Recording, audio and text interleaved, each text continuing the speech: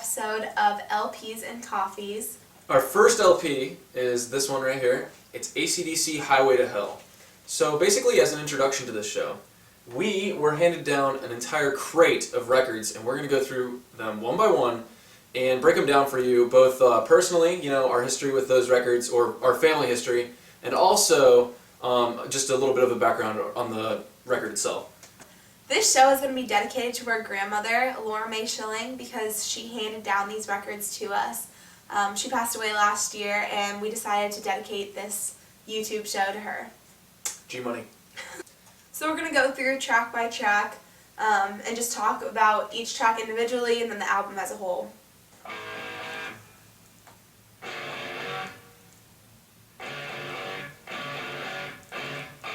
This is a classic one. Everyone knows Highway to Hell. If you didn't know, AC/DC is actually an Australian band, and our mother is actually Australian, so we have dual citizenship between Australia and America. So we're repping the Aussies with this one. Dual. This album actually has a lot cleaner of a sound to previous albums that AC/DC came up with. The producer is actually, I don't know if you know Shania Twain, What? I'm pretty sure that's not true. Shania Twain. The country music artist's husband. That's who it was. This album is a lot smoother and more has better quality than previous albums that AC/DC came up with back in the day. That's because they came out with a new producer of this album. This album was produced by Shania Twain's husband, the country artist. I know about this. Yeah. This album in particular was their fifth international release, and for their fifth release, the North American section of their label, Atlantic, wanted a more radio quality sound, radio friendly, easy listening. So they, like she said, they had a new producer come on, which happens to be Shania Twain's husband. So their first album actually was refused by Atlantic Records in North America for the reason that they just didn't see the music able to catch on in North America. With this album, they saw some promise in AC/DC, and they knew that they had some potential in the North American market. So here we are with a more radio quality sound and the classic Highway to Hell. This is actually, I believe, the sixth album overall for AC/DC. Came out in 1979, I believe, in August. Yep. 79? This is actually the last album with the OG singer. He actually drank himself to death about a year after this album was released. Yeah, he died. R.I.P. Yeah, so this is your last Bon Scott AC/DC album, and probably the most famous. But yeah, 1979, and a year later, Bon Scott was dead. I actually don't know this song. So that's part of the fun of this, that we literally have no background with these records or albums at all. Oh yeah, I don't know if we told you, but this is the first time we're actually going through each of these albums, so it's kind of like a surprise. Never heard this one before. I actually have a ton of AC/DC songs on my iPod, but yeah, I don't know this one. This is known to be the best AC/DC album. Not only were the vocals the best and the lyrics the best, the guitar riffs, the guitarists actually, this was their best album by far, by critics' opinion.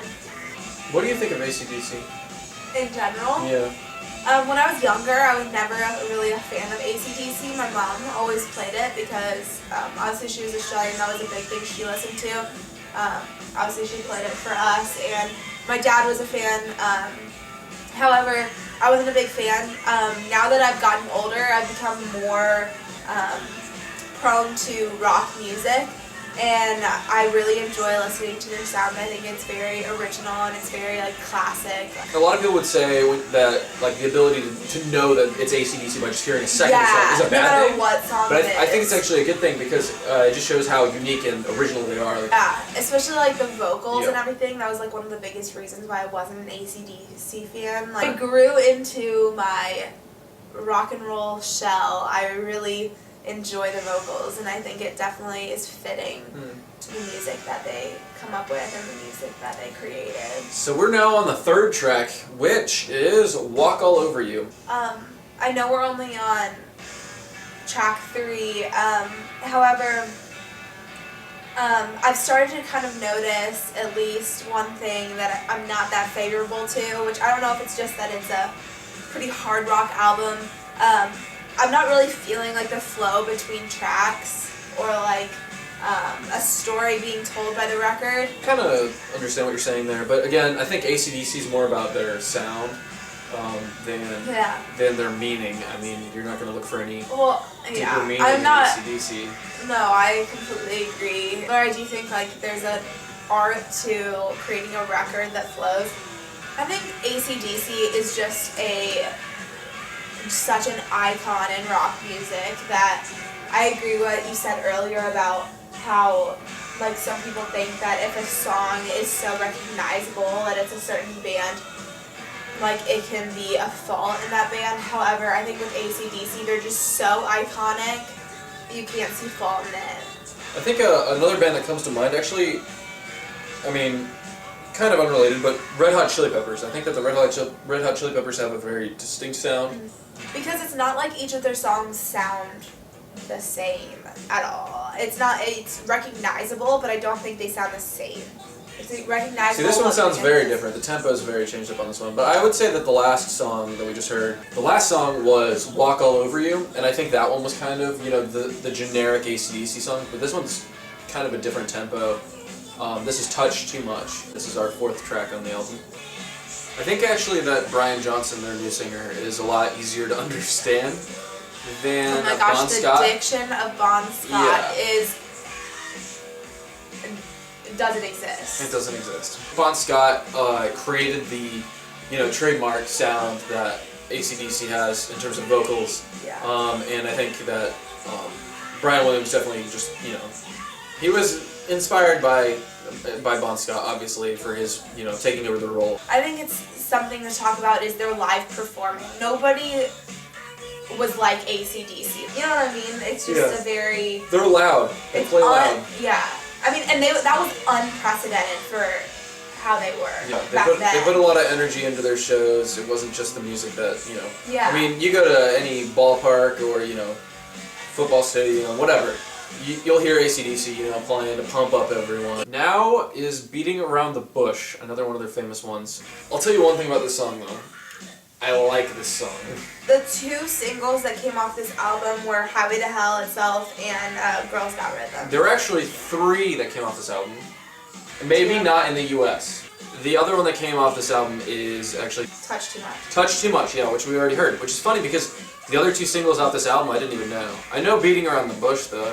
It's interesting that their radio singles were not their like long-term hits, which I think also reflects the record company's decisions. Because if you look at the way that they wanted a new producer and everything, they wanted this new record sound, but AC/DC wasn't keen on it. The record company wanted the new radio sound.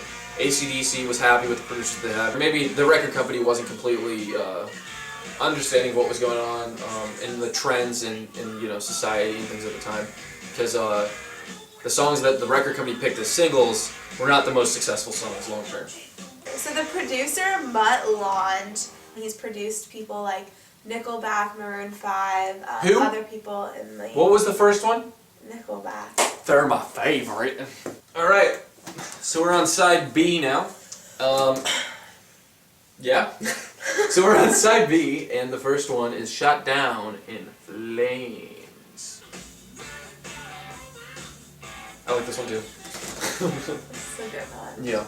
There's definitely a time and place to listen to AC/DC no matter who you are and what your music taste is. Jessica Lange. Lang. Say it now. Apologize to the people. I would like to deeply apologize. It's Lang, not Lange. I could have told you that. No, not true. I asked you. This one, Definitely number asked 2 on him. side B, is called Get It Hot. Hot. Hot.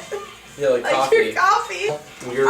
I deeply apologize. We're all disappointed in you. Especially because my childhood favorite artist was Shania Twain, and I have failed her. I have mispronounced To be honest, I her don't understand. husband and child's last name. Her husband, was he that old? How could he be that old? Shania Twain fell prey to a cougar. Shania Twain was popular in like the 90s, wasn't she? Just to let you know, Robert Lang and her have been divorced since 2010. Ooh! Moving on to the world famous If You Want Blood, parentheses, you've got it!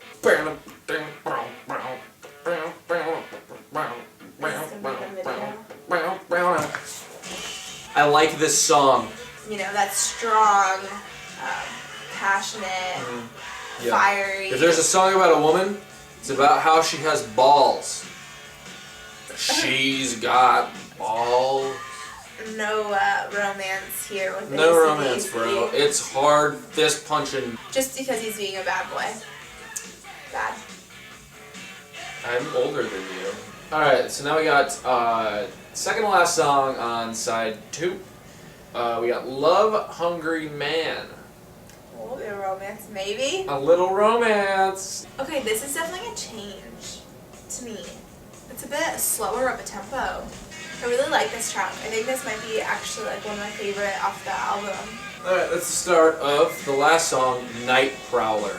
This is also one of the longest songs I've ever seen by AC/DC, clocking in at 6 minutes and 13 seconds. I really appreciate that being like the last title. Like it's the end, it's night. I kind of like that. This is very bluesy. I agree.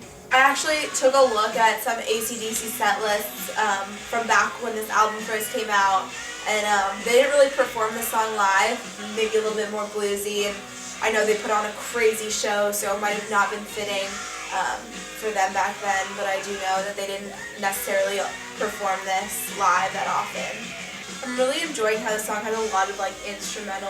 One of the reasons I looked up the set list because I could see this being like a closing song. This would be a Like cool crazy. song to see live too, I think. Yeah. A lot of more background singing going on. In this Yeah, song. than we saw in any of the other tracks, I agree.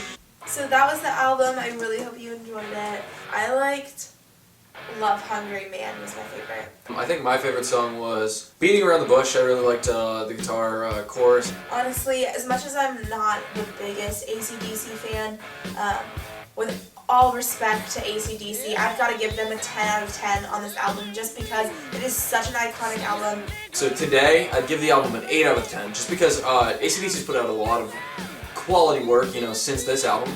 But I think this album was definitely a turning point for them in terms of like the radio quality sound, or radio friendly sound, I guess. Even though it was Bon Scott's last shot at the vocals, and also this is a part of, you know, history here. This is Bon Scott's last, you know, swing at the vocals for That's one of the AC/DC. bigger reasons. I actually changed my mind. I'm gonna give it a 9 out of 10. 9 out of 10. I really like the album. It's just that AC/DC has a lot of other good albums, you know. But yeah, this is definitely one of their greatest. This has been LPs and Coffees. If you enjoyed the video, Subscribe. subscribe. You know, you want to. What she said. Hit the This has been Highway to Hell, and we'll catch you next time.